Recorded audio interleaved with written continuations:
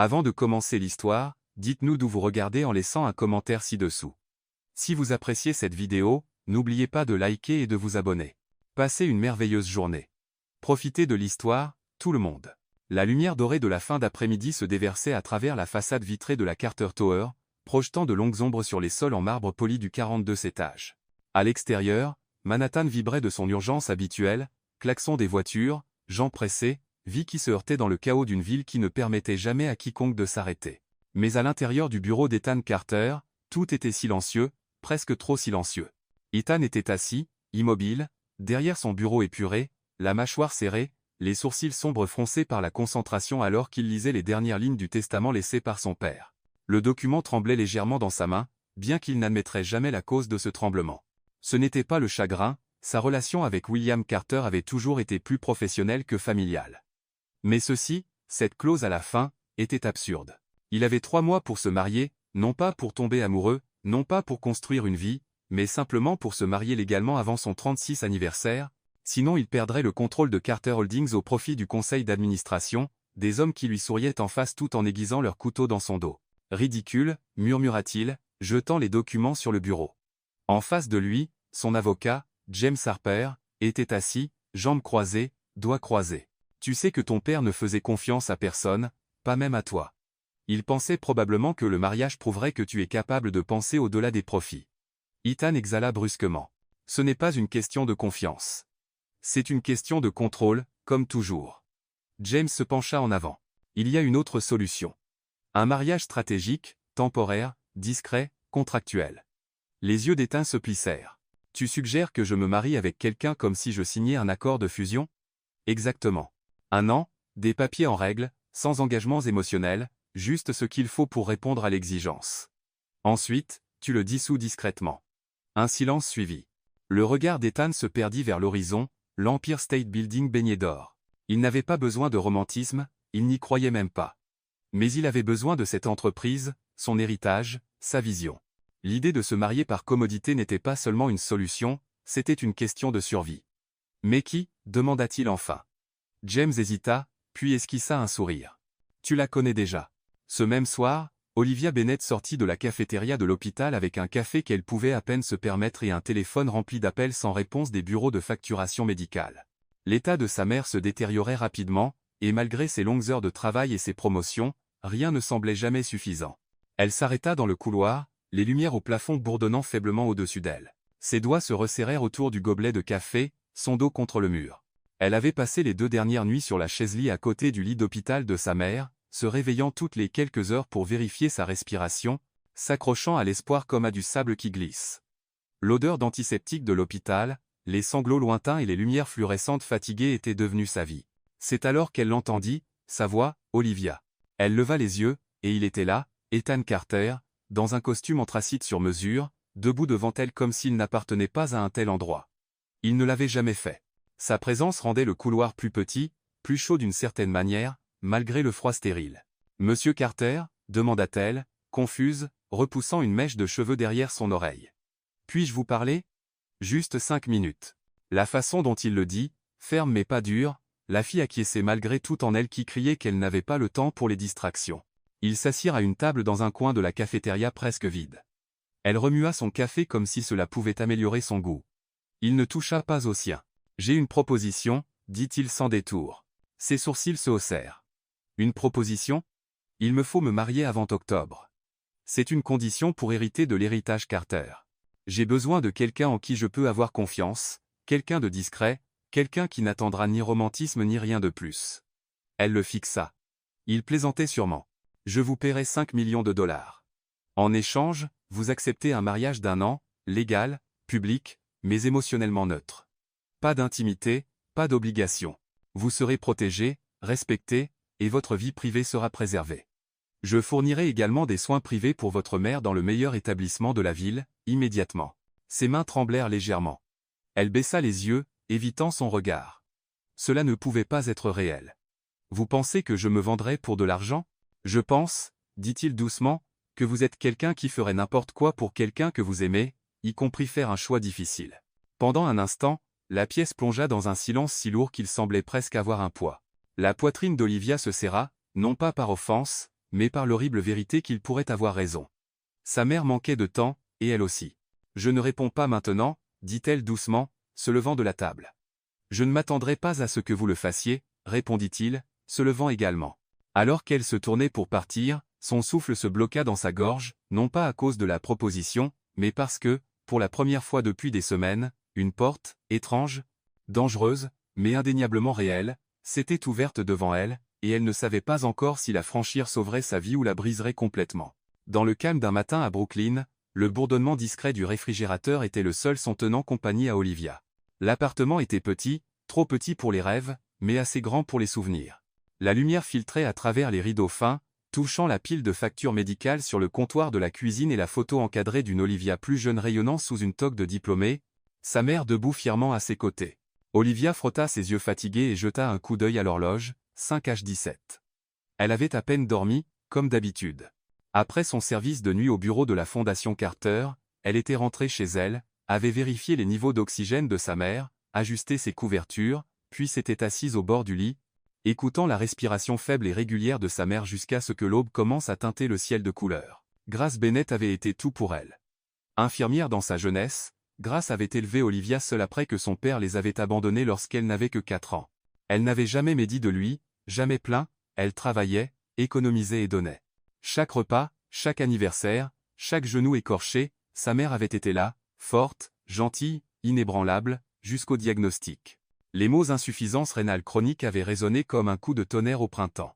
Olivia se souvenait encore du blanc stérile de la blouse du médecin, de la façon dont les mots résonnaient dans sa tête comme sous l'eau. Sa mère avait essayé de rester courageuse, plaisantant sur la dialyse, la qualifiant de traitement spa, mais le poids de tout cela, les refus d'assurance, les factures qui s'accumulaient, et l'expression dans les yeux de sa mère lorsque la douleur devenait insupportable, transformait le monde autrefois ordonné d'Olivia en une tempête qu'elle ne pouvait contrôler. Elle travaillait de longues heures comme assistante d'Ethan Carter. Elle ne se plaignait jamais, elle ne manquait jamais une échéance. Mais le stress était comme un nœud coulant se resserrant autour de sa poitrine. Les factures ne ralentissaient pas. La liste d'attente pour une greffe semblait interminable, et malgré tous ses efforts, cela ne semblait jamais suffisant. Il y avait des nuits où elle pleurait silencieusement dans la salle de bain, mordant une serviette pour que sa mère ne l'entende pas, des nuits où elle fixait le plafond, se demandant quel genre de fille elle était si elle ne pouvait pas sauver la seule personne qui lui avait tout donné. Elle se souvenait d'une nuit d'hiver où sa mère avait été transportée d'urgence aux urgences, respirant à peine. Olivia s'était tenue devant la salle d'opération, tremblant dans un pull fin, priant dans le vide. Cette nuit-là, elle avait senti quelque chose changer en elle, comme si une partie de son innocence s'était détachée et avait dérivé dans un endroit inaccessible. Après cela, elle avait cessé de rêver pour elle-même. Chaque dollar gagné, chaque heure sacrifiée était pour Grace.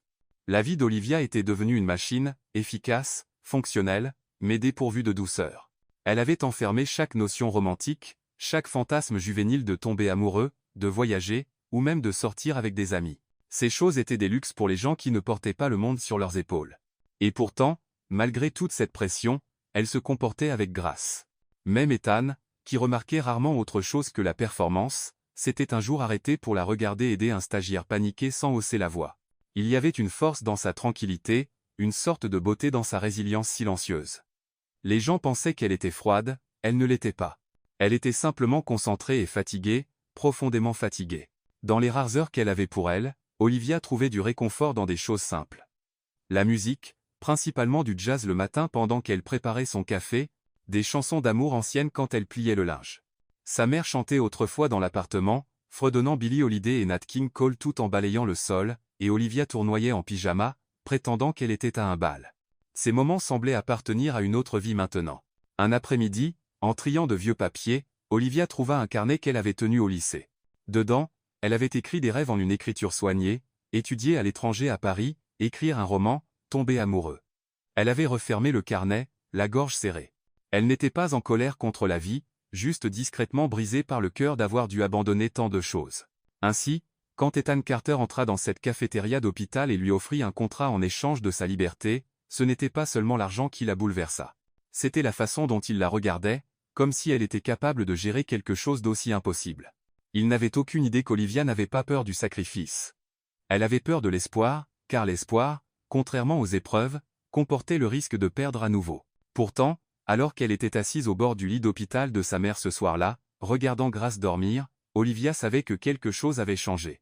Elle fixait le visage pâle de sa mère, sa poitrine se soulevant et s'abaissant, et ressentait le poids de 100 prières sans réponse pesant sur ses côtes. Il n'y avait pas de cavalerie en route, pas de miracle, juste cette offre terrifiante d'un homme qu'elle connaissait à peine. Et la question qui la hantait maintenant n'était pas de savoir si elle pouvait lui faire confiance, mais si elle pouvait se faire confiance pour ne rien ressentir du tout. La cafétéria de l'hôpital sentait faiblement le café trop infusé et les repas réchauffés au micro-ondes.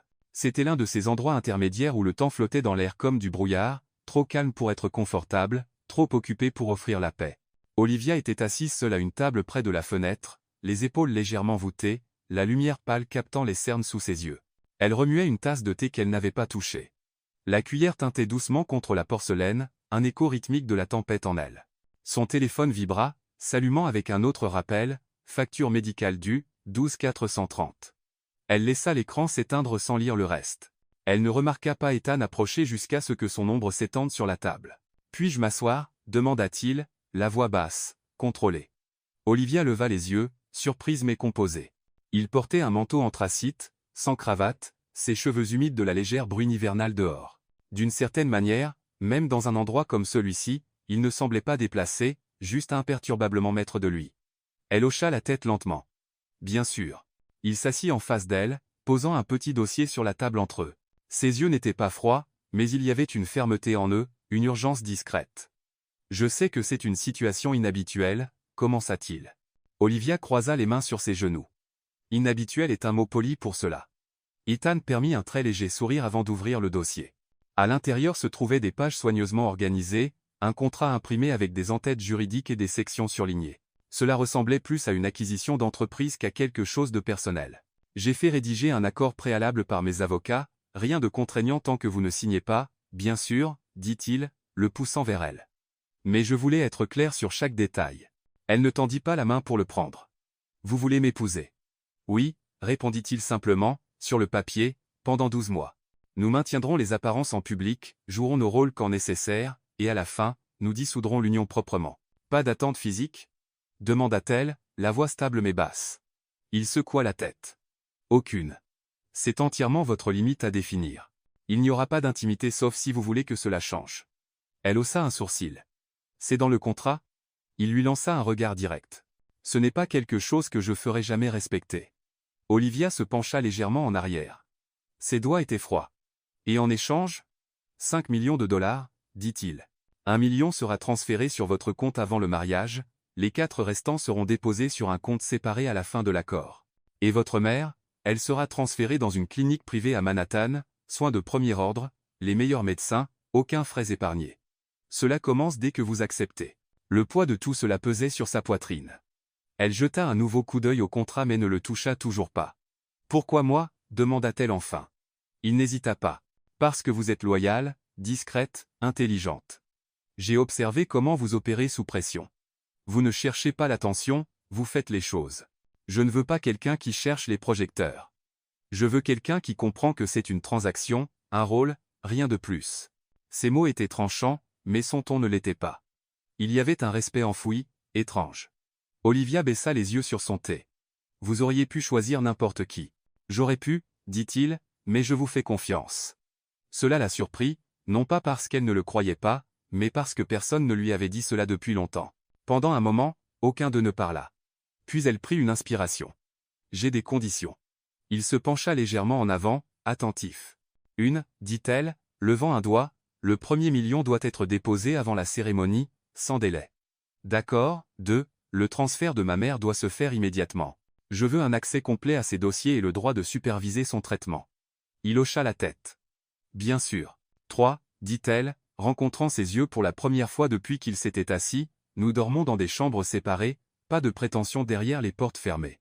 Je ne suis pas intéressé à brouiller les lignes. » Son expression ne changea pas. « Compris. » Et enfin, sa voix s'adoucit légèrement, pas de caméra, pas de manipulation de la presse. « Si j'accepte cela, c'est pour survivre, pas pour devenir une manchette de tabloïd. » La mâchoire d'Ethan se contracta, mais il hocha la tête. « J'instruirai mon équipe de relations publiques en conséquence. » Un long silence suivit, du genre qui ne demandait pas à être comblé. Enfin, Olivia prit le contrat. Elle tourna les pages lentement, ses doigts effleurant les clauses comme si c'étaient des épines. Elle ne tressaillit pas. Elle avait lu des choses pires dans les relevés de facturation de l'hôpital.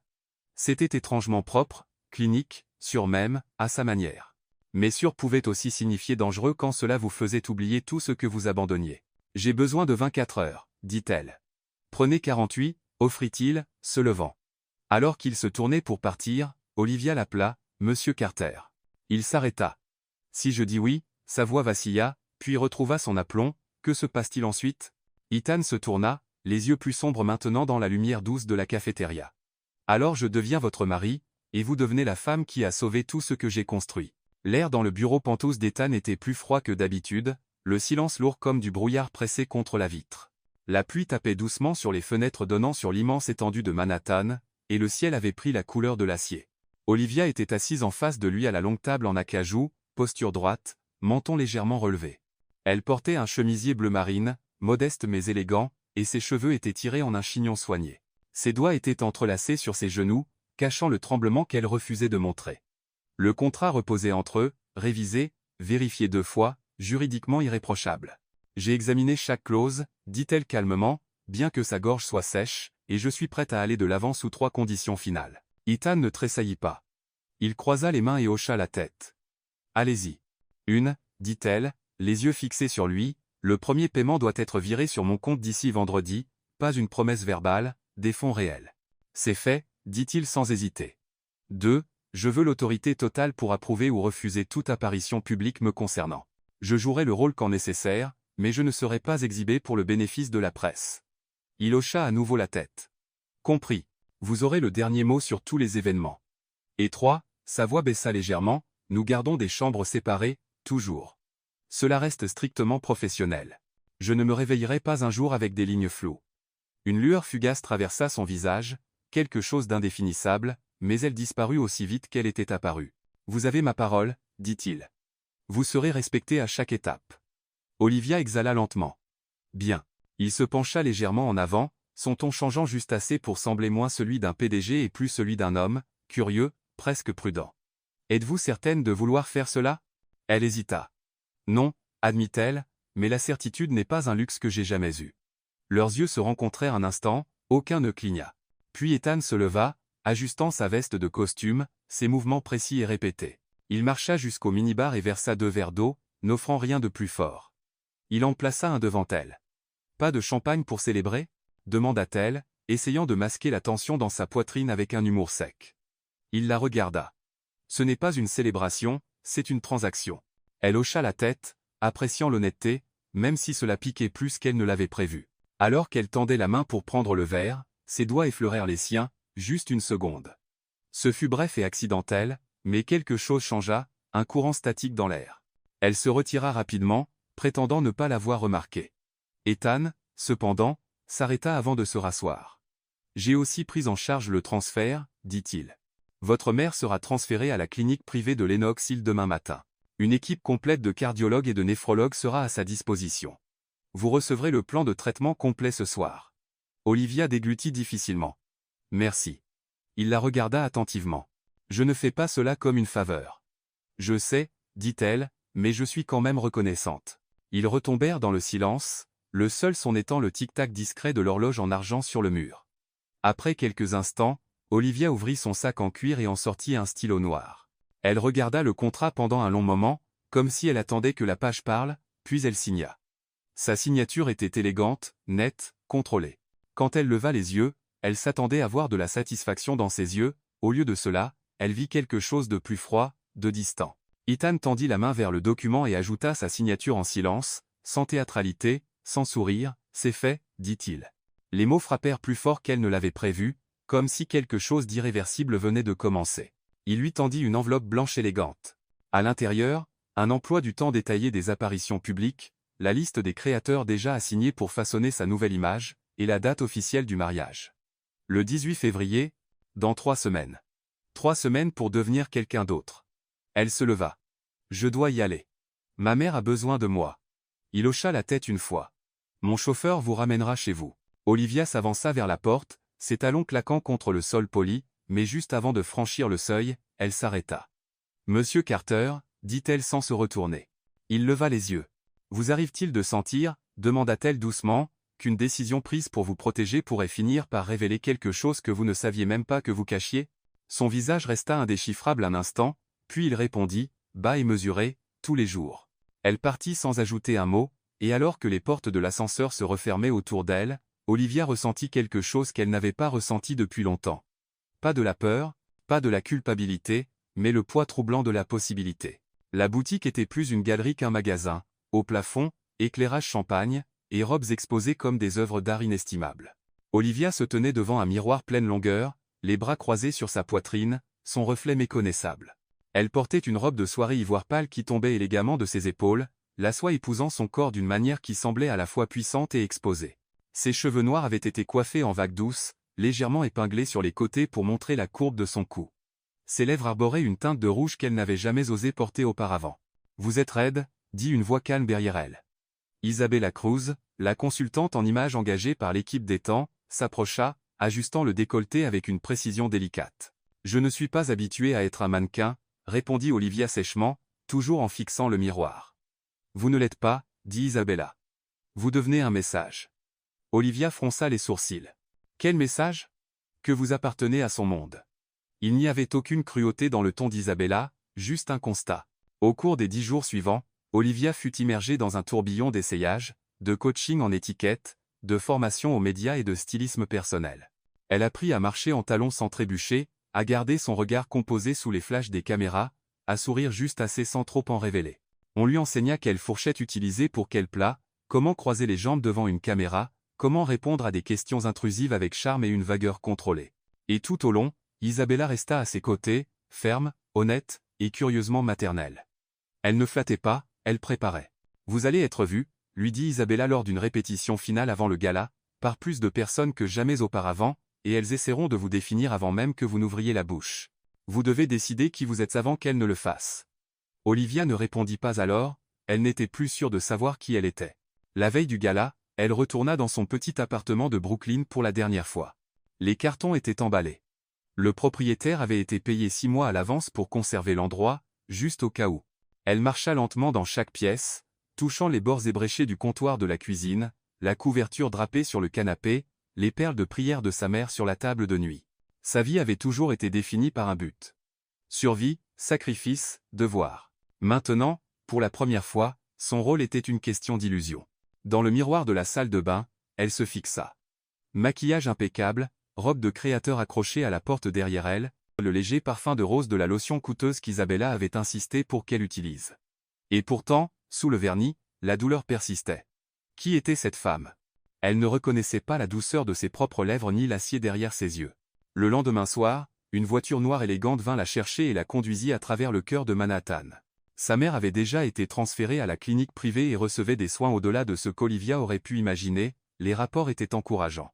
Le chauffeur ouvrit sa porte, et elle sortit sur le tapis rouge de l'hôtel Four Seasons, où le gala annuel de la Fondation américaine du cœur était déjà en cours. Les caméras flashaient, des voix appelaient son nom, Olivia Bennett, par ici.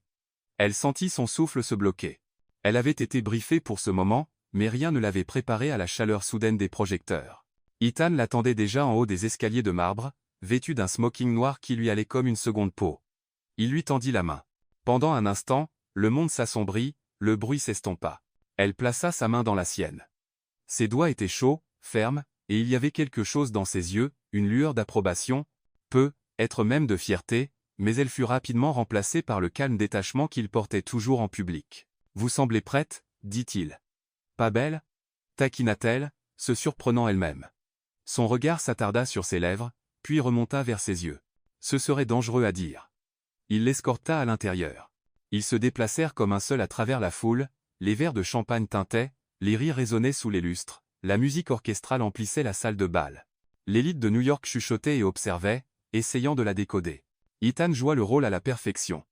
Un fiancé dévoué, fier et protecteur. Il riait à ses remarques spirituelles, touchait le bas de son dos lorsqu'il marchait, chuchotait quelque chose à son oreille qui la faisait rougir, bien qu'elle ne se souvenait même pas de ce qu'il avait dit. Et elle jouait le jeu. Mais quelque part entre la comédie et la musique, quelque chose changea. Elle ne jouait plus seulement. Elle commençait à ressentir. Plus tard, alors qu'il sortait sur le balcon de l'hôtel pour prendre l'air, la ville scintillant en contrebas, Olivia se tourna vers lui. « Vous avez déjà fait ça, n'est-ce pas ? Jouer la comédie? Ethan regarda l'horizon. Plus de fois que je ne peux compter. Mais jamais avec quelqu'un qui donnait l'impression que ce n'était pas une comédie. Les mots restèrent suspendus dans l'espace entre eux, non dits mais lourds. Puis un flash éclata derrière eux, un photographe. Par réflexe, Ethan se tourna et embrassa sa joue, mais au lieu de se retirer, Olivia ne bougea pas. Son souffle s'arrêta, et pendant une seconde, juste une seconde, elle se demanda ce que ça ferait si le prochain baiser n'était pas pour les caméras. Le lendemain matin, le nom d'Olivia Bennett était partout, la future mariée du milliardaire. Qui est Olivia Bennett? La femme mystérieuse vole la vedette au gala, d'assistante à héritière, la fiancée d'Ethan Carter brise les conventions. Les gros titres ne s'arrêtaient pas. Les réseaux sociaux étaient inondés de photos du couple, sa main reposant légèrement sur son torse, leur échange chuchoté sur le balcon, le baiser sur sa joue. Ils avaient l'air d'un conte de fées, poli, posé, parfait. Mais à l'intérieur d'Olivia, rien ne semblait parfait. Elle était assise à l'arrière de la Bentley noire ce matin-là, regardant la ville défiler à travers la vitre, son téléphone vibrant sans arrêt sur ses genoux. Isabella avait déjà appelé pour la féliciter d'un début sans faute, les publicistes étaient ravis, les créateurs proposaient des robes, les médias voulaient des interviews exclusives. Sa boîte de réception semblait appartenir à quelqu'un d'autre. Elle n'avait encore répondu à rien. « Était-ce tout ce que vous attendiez ?» demanda Ethan à côté d'elle, la voix basse et indéchiffrable. Olivia se tourna vers lui. « Si vous parlez des caméras, des chuchotements, de la femme dans les toilettes qui m'a demandé si j'étais une escorte. » Oui, c'était exactement ce que j'attendais. Il ne sourit pas, mais il ne tressaillit pas non plus. « Et le reste ?» Elle regarda à nouveau par la fenêtre. Je ne m'attendais pas à en apprécier une partie. Son regard resta sur son profil un moment de plus avant qu'il ne se détourne. Ils arrivèrent à la propriété Carter à Beverly Hills dans l'après-midi. Le manoir se dressait comme une forteresse silencieuse, moderne, froid, et d'un blanc aveuglant. Alors que le personnel ouvrait les portes et prenait leurs manteaux, Olivia s'arrêta sur le seuil. Ce serait désormais chez elle, un endroit avec des chambres séparées, des intentions séparées, des vérités séparées. « Laissez-moi vous montrer votre chambre, » dit Ethan, son ton retrouvant son formalisme. Elle le suivit à travers le grand couloir, passant devant des murs de verre et des œuvres d'art minimalistes, jusqu'à ce qu'il s'arrête devant une suite. Les portes étaient hautes et lourdes, en bois sombre contrastant avec le décor immaculé. « C'est la vôtre. » Le personnel a rempli le dressing. « S'il manque quelque chose, faites-le moi savoir. » Elle entra. C'était époustouflant, des fenêtres du sol au plafond, un lit king size avec des draps blancs impeccables, une terrasse privée, même un piano à queue dans un coin. Mais ça ne lui semblait pas encore à elle, loin de là. Elle se tourna vers lui. « Et vous êtes juste au bout du couloir ?»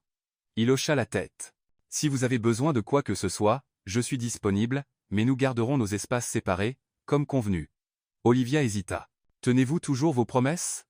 La mâchoire d'Ethan se contracta légèrement. « Quand je l'ai fait, oui. » Le silence entre eux s'attarda plus longtemps que nécessaire. Puis il hocha la tête une fois et partit, la porte se refermant doucement derrière lui. Elle resta là un long moment, seule dans le luxe silencieux. Ce n'était pas qu'elle doutait de lui. C'était qu'elle ne savait pas si elle pouvait se faire confiance pour ne pas brouiller la ligne qu'ils avaient tracée ensemble. Cette nuit-là, elle erra sur sa terrasse. En contrebas, le jardin s'étendait comme une peinture, la piscine reflétant les lumières douces de la maison.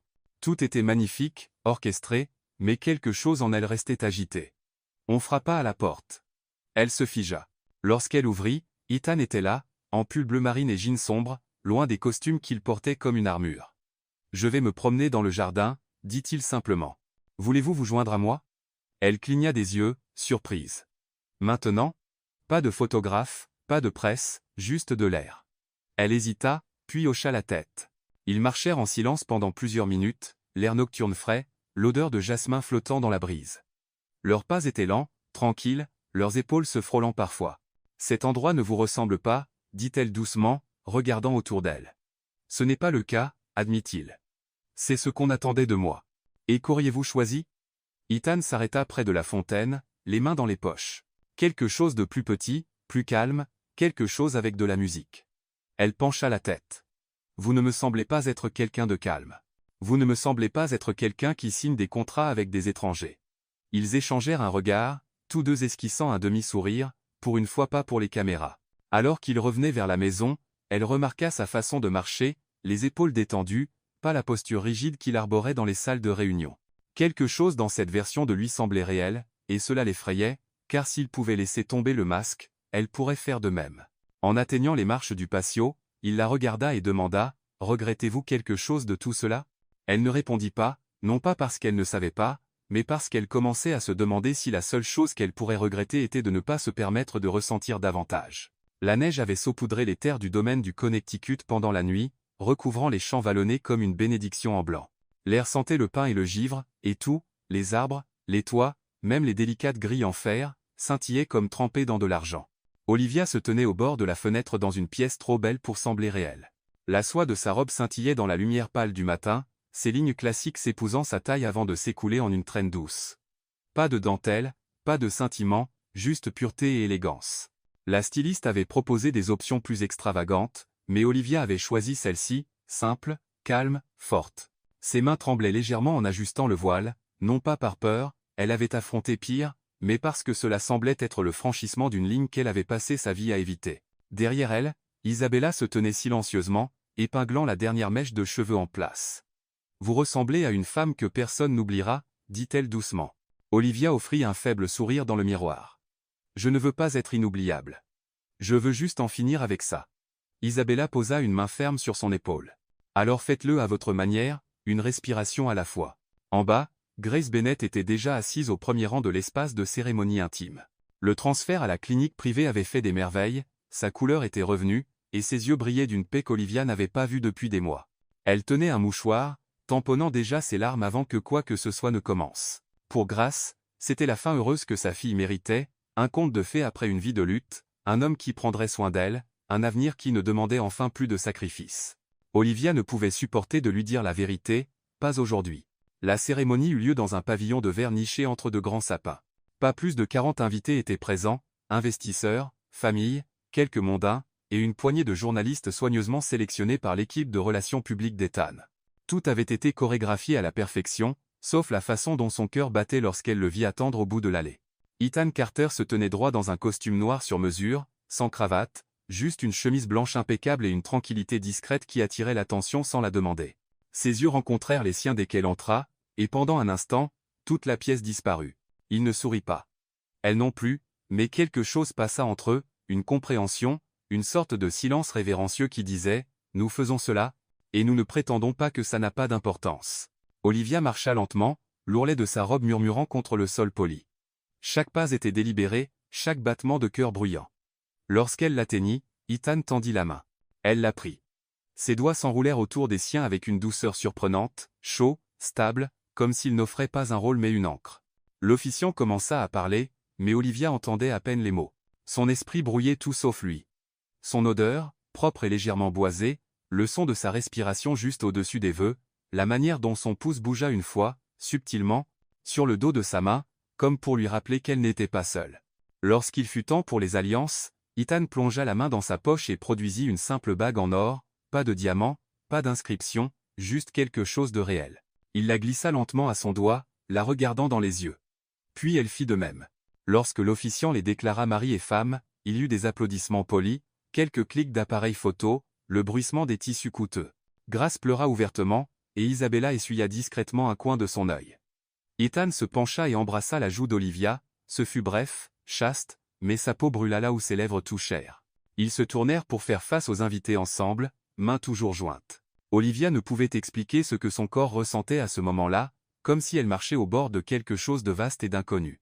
Elle s'attendait à se sentir piégée. Au lieu de cela, elle se sentait attachée, non pas par le contrat, mais par lui. La réception qui suivit fut modeste selon les standards des milliardaires. Des tables éclairées à la bougie, un quatuor jouant doucement du jazz, des plateaux de délicats amuse-bouches circulant comme une horloge. Ethan resta proche mais jamais imposant. Il la présenta à tous avec une fierté discrète, ne surjouant jamais la comédie. Et lorsqu'ils dansèrent, parce que oui, il devait y avoir une première danse, il la tint avec une tranquillité qui n'était pas performative mais protectrice. « Vous bougez comme quelqu'un qui a déjà fait ça » murmura-t-elle, la main sur son épaule. « Je n'ai pas, dit-il, pas comme ça. » Leurs yeux se rencontrèrent à nouveau, et aucun ne détourna le regard. Plus tard dans la soirée, Olivia s'éclipsa pour vérifier l'état de sa mère, qui était assise près de la cheminée, une couverture drapée sur les genoux et un sourire satisfait sur le visage. « Tu rayonnais, » dit Grace, prenant sa main. « Il t'aime. Je peux le voir. » Olivia avala la boule dans sa gorge. « Il prend soin de ce qu'il valorise. » Grace serra sa main. « Toi aussi.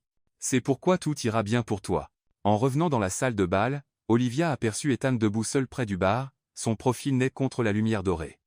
Il semblait en conflit, pas malheureux, mais loin d'être apaisé. Elle voulait lui demander à quoi il pensait, elle ne le fit pas. Au lieu de cela, elle traversa la pièce, prit place à ses côtés, et murmura « Je pense qu'on les a convaincus ». Il la regarda, longuement et intensément. Vraiment? La question resta suspendue dans l'air entre eux, plus dangereuse que n'importe quel vœu qu'ils avaient prononcé. De loin, ils étaient le couple parfait. Les couvertures de magazines les appelaient le duo le plus intrigant de New York. Les photographes capturaient des regards volés lors de galas, des pas assortis sur les tapis rouges de charité, une élégance synchronisée lors de réunions du conseil et de coupures de ruban. Les gros titres vendaient un fantasme. Ils jouaient le rôle à la perfection. Mais derrière les hautes grilles en fer du domaine Carter à Beverly Hills, la vérité était plus silencieuse, plus froide encore. Ethan et Olivia vivaient dans la même maison mais dans des mondes différents. Sa suite était dans l'aile est, la sienne dans l'aile ouest. Entre eux s'étendaient de longs couloirs de silence. Le personnel allait et venait comme des fantômes, efficaces, polis, formés à ne pas remarquer l'absence de chaleur. Chaque matin, leur routine se déroulait comme une horloge. Olivia se levait tôt, préparait son propre thé malgré l'insistance du personnel de cuisine, et passait un moment sur la terrasse avant de s'habiller pour les apparitions du jour. Ethan, toujours impeccablement ponctuel, la retrouvait au bas des escaliers juste avant qu'ils ne partent pour quelques devoirs publics qui les attendaient. Parfois, ils parlaient. La plupart du temps, ils n'en avaient pas besoin. Leur chorégraphie était devenue instinctive, la pose parfaite devant les caméras, le léger effleurement des doigts sur son dos pendant les interviews, le regard qu'il lançait lorsqu'elle disait quelque chose de malin, un signal tacite qu'il gagnait effectivement le jeu. Mais en privé, le masque tombait. Les dîners étaient souvent silencieux, pris à des extrémités opposées d'une longue table polie. S'ils parlaient, c'était des affaires.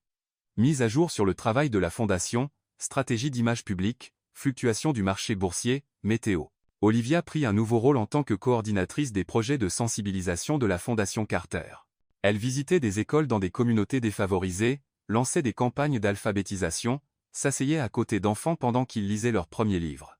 La chaleur qu'elle mettait dans ce travail semblait réelle, significative. Ethan la rejoignait rarement à ces événements, bien qu'elle le surprit parfois à regarder les rapports vidéo plus tard, son expression indéchiffrable. La nuit, quand la maison devenait silencieuse, elle s'asseyait au piano dans sa chambre, celui que personne d'autre ne touchait, et jouait doucement pour elle-même. Des pièces classiques d'abord, puis des improvisations. Finalement, elle commença à composer à nouveau, juste des fragments, des mélodies qui semblaient des souvenirs, jamais pleinement formés.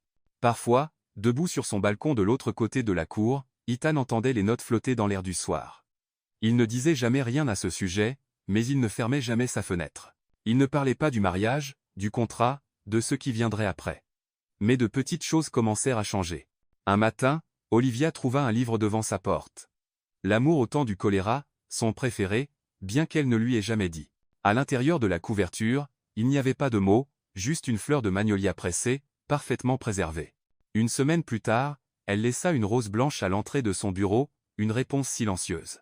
Un autre soir, après un événement caritatif tendu, Olivia se tenait pieds nus dans la cuisine, bien après le départ du personnel.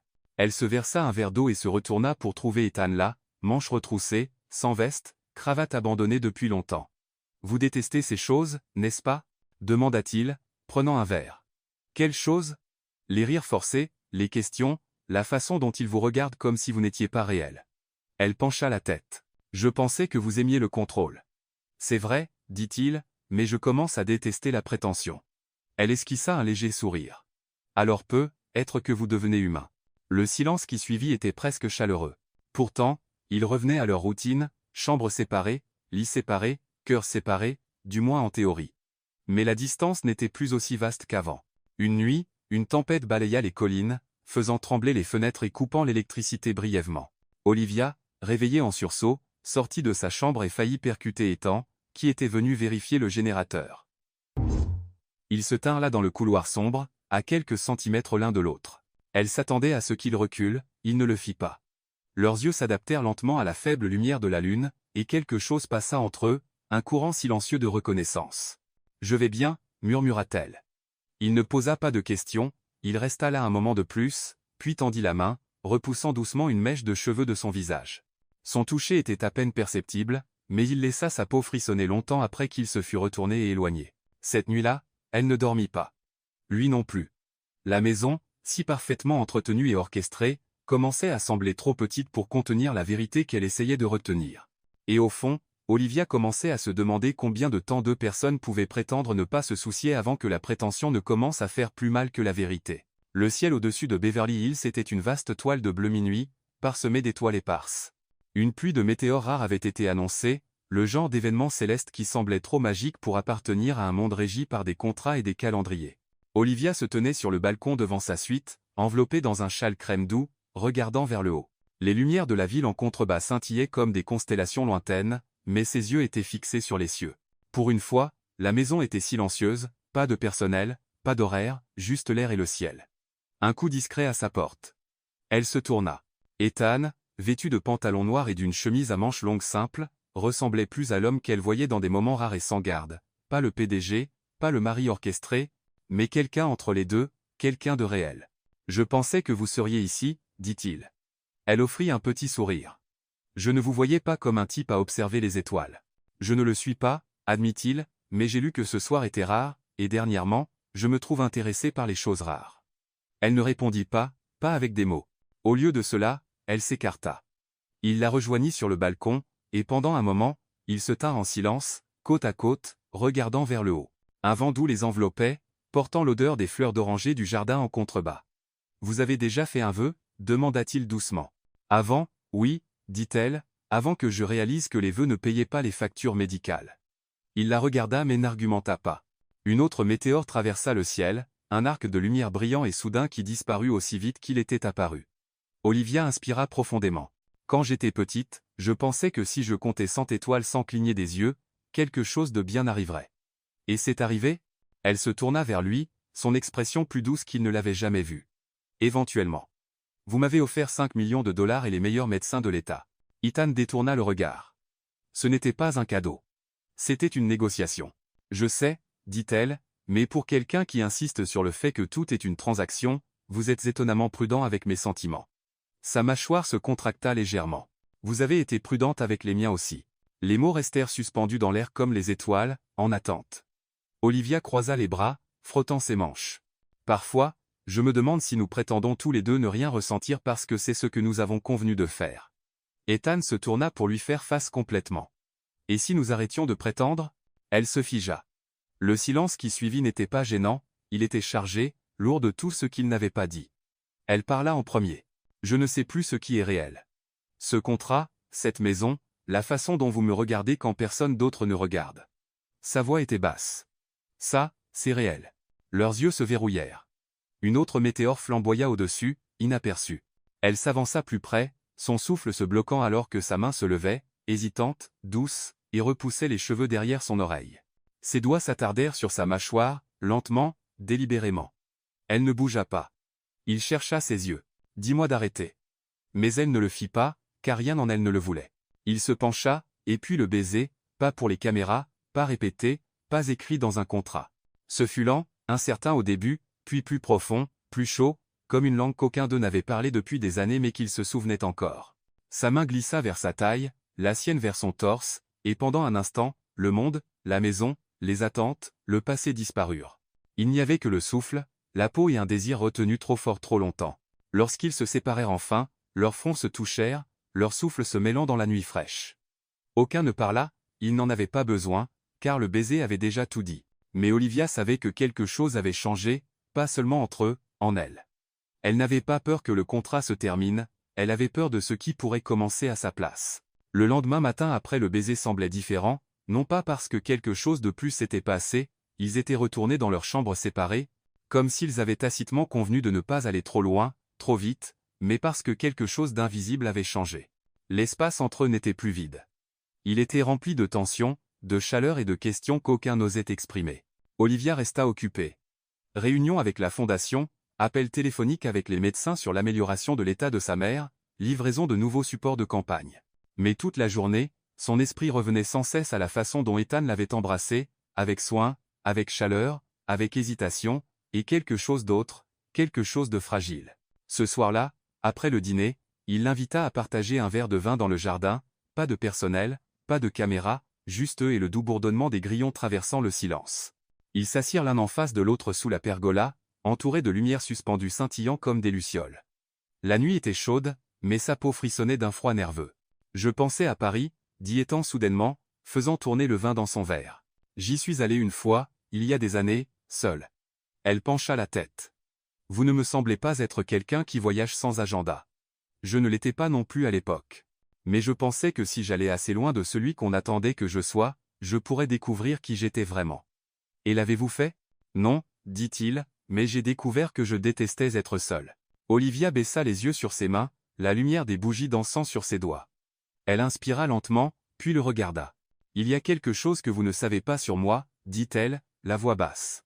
Il se redressa légèrement, alerte mais pas alarmé. D'accord. Je n'ai jamais été avec personne, dit-elle. Il cligna des yeux une fois, assimilant. Vous voulez dire, je veux dire que je suis encore vierge, dit-elle, sans cligner des yeux. Pas parce que je me préservais, pas à cause de la foi ou de la peur. Je n'avais tout simplement jamais le temps, l'espace, ou quelqu'un qui me faisait me sentir assez en sécurité pour lâcher prise. Il ne parla pas. Il ne détourna pas non plus le regard. Elle continua, sa voix stable mais basse. Pendant la majeure partie de ma vie, j'ai été trop occupé à garder des gens en vie pour apprendre à être douce. Chaque partie de moi était survie, et même quand je pensais vouloir du romantisme, je ne lui faisais pas confiance. Je pensais que cela me prendrait quelque chose que je ne pouvais pas me permettre de perdre. Il posa son verre soigneusement, puis se pencha en avant, coude sur les genoux. Olivia, dit-il, la voix basse, vous n'avez jamais dû à quiconque une explication sur la manière dont vous avez protégé votre cœur, encore moins à moi. Elle chercha ses yeux. Mais je voulais que vous le sachiez, parce que hier soir, ce baiser, ça ne semblait pas être une comédie. Et si nous allons plus loin, j'ai besoin que vous compreniez qui je suis, pas la femme dans les magazines, pas la Madame Carter que tout le monde voit. Il tendit la main lentement et posa sa main sur la sienne, pas possessif, pas persuasif, juste là, solide, chaleureux. Je vous vois, dit-il doucement. Je vous vois tous les jours. Quelque chose dans sa poitrine se fissura, pas douloureusement, mais comme une porte s'ouvrant après des années d'être verrouillée. Il ajouta, après une pause, et je ne m'y attendais pas, mais je crois que je tombe amoureux de vous. Les mots étaient discrets, pas de feu d'artifice, pas de musique dramatique, mais ils la frappèrent avec la force de quelque chose de trop sonnette pour être ignoré. Il ne confessait pas pour la gagner. Il confessait parce que ne pas le dire était devenu plus dur que de le dire. Pendant un instant, elle ne pouvait plus respirer. Elle baissa les yeux sur leurs mains, son pouce bougeant doucement sur ses jointures, et murmura, « Je ne sais pas si je suis prête. » Il ne se retira pas. « J'attendrai, » dit-il. Elle le regarda, et pour la première fois depuis le mariage, laissa tomber sa garde complètement, pas avec un baiser, pas avec un toucher, mais avec son silence, le genre qui fait confiance à quelqu'un d'autre pour le tenir sans avoir besoin de le remplir. Et à ce moment, assise sous les lumières sans contrat entre eux et sans script à suivre, Olivia ne se sentait pas comme quelqu'un prétendant être une épouse. Elle se sentait comme une femme apprenant pour la première fois ce que signifiait être choisie, non pas à cause d'un accord, mais malgré lui. Le domaine Carter dans le nord de l'État de New York n'était pas grandiose comme l'était Beverly Hills. Il était plus ancien, plus calme, le genre de richesse qui ne se vantait pas avec du marbre poli ou des luminaires en or, mais avec le silence, des meubles anciens et des générations d'élégance soigneusement entretenues. Olivia n'avait jamais été aussi consciente de son propre battement de cœur qu'en montant les marches en pierre de la maison. Elle préfère les dîners intimes, lui avait dit Ethan dans la voiture. Pas de presse, pas de personnel qui s'attarde, juste de la conversation. Olivia avait hoché la tête, masquant l'anxiété derrière ses cils. Elle avait fait face à des salles de conseil, des murs de presse, et aux regards les plus froids de la société, mais rencontrer Eleanor Carter était un champ de bataille différent, un où le charme ne suffisait pas, un où la sincérité serait soit votre arme, soit votre perte. Eleanor les reçut dans le salon, debout, grande, dans un chemisier en soie bleu marine et un pantalon crème sur mesure. Ses cheveux argentés étaient relevés en un chignon impeccable, et ses yeux, perçants, évaluateurs, ne manquaient rien. « Olivia, dit-elle, tendant la main, je m'attendais à cela. » Olivia serra sa main, ferme, contrôlée. « C'est un honneur, Madame Carter. » Le sourire d'Eleanor était poli. « Nous verrons. » Le dîner fut servi dans une pièce éclairée à la bougie avec de hauts plafonds et une atmosphère d'ancien monde. Une seule longue table s'étendait à travers la pièce, mais seulement 3 couverts étaient mis, aucun personnel ne restait à l'intérieur, tout avait été préparé à l'avance. Le repas commença avec des questions légères. « Alors, Olivia, dit Eleanor devant un verre de Bordeaux, depuis combien de temps travaillez-vous avec Ethan? Presque 2 ans. Et depuis combien de temps êtes-vous mariés? » Olivia rencontra son regard. Juste un peu plus de 6 semaines. Eleanor pencha la tête. Tout cela a été assez rapide. Olivia ne tressaillit pas. Parfois, la vie ne laisse pas attendre. La femme plus âgée hocha lentement la tête, rangeant clairement cette réponse dans un coin de son esprit. Ethan, pour une fois, était silencieux, observant. La conversation passa à la littérature, l'art, la musique. Eleanor l'attestait, non pas pour la culture, mais pour l'authenticité. Olivia répondit honnêtement. Elle parla de l'amour de sa mère pour les vieilles chansons d'amour, de son propre habitude de jouer du piano pour clarifier son esprit, et de son désintérêt pour l'art moderne qui semblait plus une performance que de l'âme. Et puis, de manière inattendue, Eleanor sourit. « Vous savez, dit-elle, sirotant son vin, Ethan jouait aussi du piano autrefois. » Olivia se tourna. « Vraiment ?» Il s'éclaircit la gorge. « Il y a des années. » Eleanor ajouta. Son père détestait cela, pensait que la musique était une distraction. Mais je me souviens d'entendre Chopin dans les couloirs la nuit. Il se faufilait dans le conservatoire quand tout le monde dormait. Olivia le regarda différemment à ce moment-là, pas seulement comme un homme endurci par les affaires et le contrôle, mais comme quelqu'un qui avait autrefois eu des secrets qui n'étaient pas une stratégie mais une survie. Après le dessert, Eleanor se leva et invita Olivia à la rejoindre seule dans le conservatoire. La pièce était chaleureuse, remplie de plantes et de lampes douces. Dehors, la neige commençait à tomber. Eleanor versa du thé dans des tasses en porcelaine délicate et en tendit une à son invité. « Vous n'êtes pas ce à quoi je m'attendais, » dit-elle. Olivia haussa un sourcil. « J'imagine que je ne suis pas la première femme à vous surprendre. »« Non, mais vous êtes la première à ne pas essayer de m'impressionner. » Olivia esquissa un faible sourire. « Est-ce un compliment ? » ?»« C'est un avertissement. » Olivia se figea. Eleanor sirota son thé, puis dit « J'ai vu Ethan devenir un homme qui ne fait confiance à personne, qui construit des murs si hauts qu'il peut à peine respirer à l'intérieur. Alors quand je l'ai vu vous amener ici, j'ai supposé que vous étiez un autre masque, une autre stratégie, mais vous ne prétendez pas. » Olivia resta silencieuse. Eleanor sirota son thé, puis dit « Dites-moi, Olivia, pourquoi aimez-vous mon fils ?» La question frappa comme un accord de piano dans une pièce silencieuse. Olivia aurait pu esquiver, aurait pu mentir, mais elle ne le fit pas. Elle posa sa tasse et croisa les mains sur ses genoux. « Je ne sais pas encore si c'est de l'amour, dit-elle honnêtement, mais je l'admire, pas la version publique, pas le mania. J'admire le garçon qui jouait du piano en secret, l'homme qui tient sa parole même quand cela lui coûte, celui qui écoute en silence quand d'autres rempliraient l'espace avec leur ego. » Elle s'arrêta. « Et quand il me regarde comme si j'avais de l'importance, même quand je ne sais pas comment y croire, j'ai envie de devenir le genre de femme qui mérite ce regard. » Eleanor ne cligna pas des yeux, son expression était indéchiffrable. Puis, lentement, elle hocha la tête. « Cela, dit-elle doucement, est la chose la plus honnête que j'ai entendue depuis des années. » Elles restèrent assises en silence un moment, la vapeur montant de leur tasse. Lorsqu'elles retournèrent dans le salon, Ethan se leva à leur entrée, ses yeux cherchant ceux d'Olivia. Eleanor passa devant lui et posa une main sur son bras. « Elle n'est pas là pour ce que tu peux lui offrir. Fais attention à ne pas la perdre en oubliant ce dont tu as besoin. » Puis elle embrassa sa joue et quitta la pièce. Olivia resta immobile, incertaine de ce qui venait de se passer. Ethan se tourna vers elle, une sorte d'émerveillement dans les yeux. « Elle vous aime. Elle me fait peur. Elle fait peur à tout le monde. » Ils partagèrent un rire discret, et dans ce moment partagé, quelque chose entre eux s'installa plus profondément, pas de la passion, pas du jeu, mais de la confiance. Mais alors qu'ils se préparaient à partir, Olivia savait que quelque chose avait changé, pas chez Eleanor, pas même chez Ethan, mais en elle-même. Parce que pour la première fois, elle n'avait pas peur de qui elle était dans son monde, elle commençait à se demander si elle y avait sa place. Le bruit de la pluie contre la vitre était doux, presque comme une berceuse.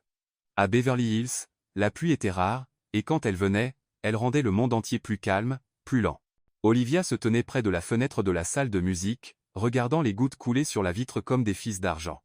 Ses doigts reposaient légèrement sur les touches du piano, bien qu'elle ne jouât pas ce soir. Derrière elle, sur la surface polie du piano à queue, reposait une partition de musique sur laquelle il travaillait depuis des semaines.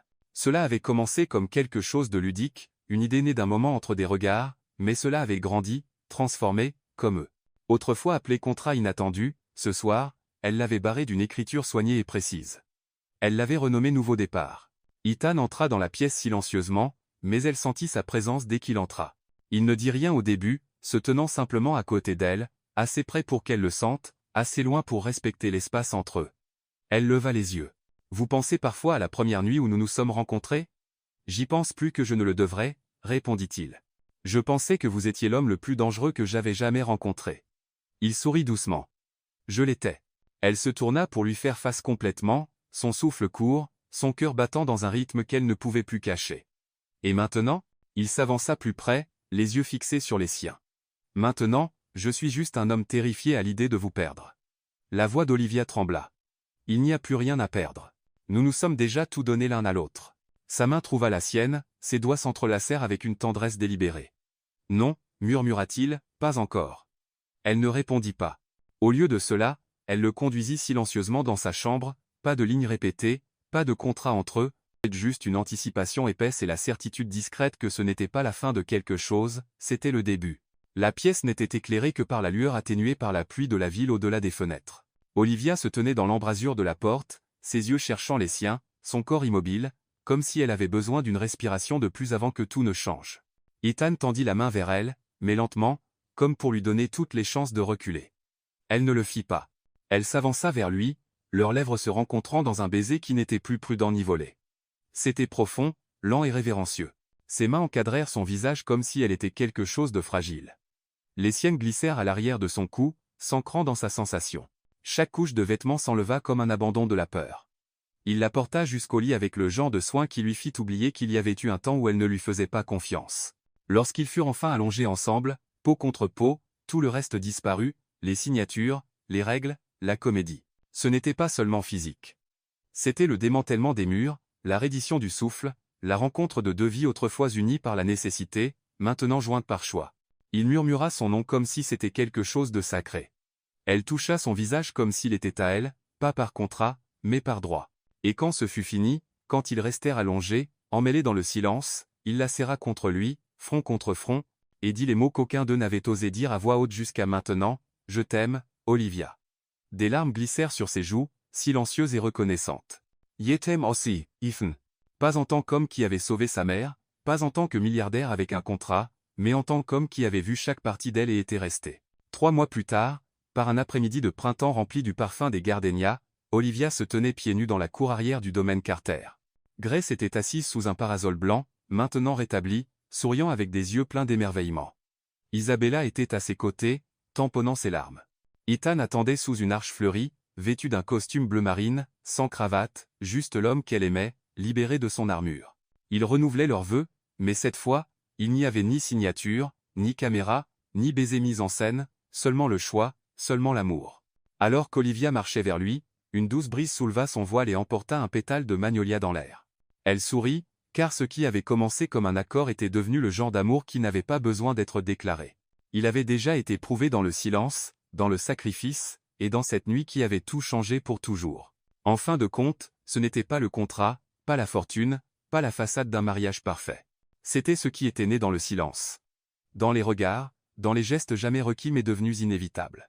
Parce que le véritable amour n'a pas besoin de clause. Il a seulement besoin de courage, le courage de se débarrasser des défenses, de choisir quelqu'un même lorsque le monde entier s'attend à ce que vous prétendiez.